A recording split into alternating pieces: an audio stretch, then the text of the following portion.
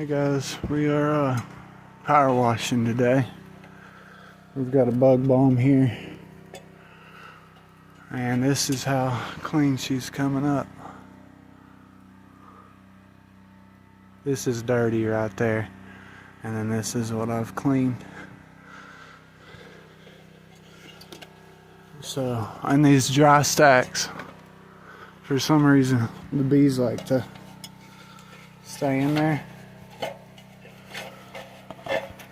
So you gotta be real careful. I've killed about 20-30 bees.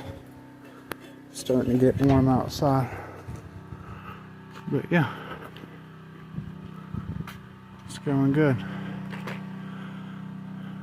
This Eve's next.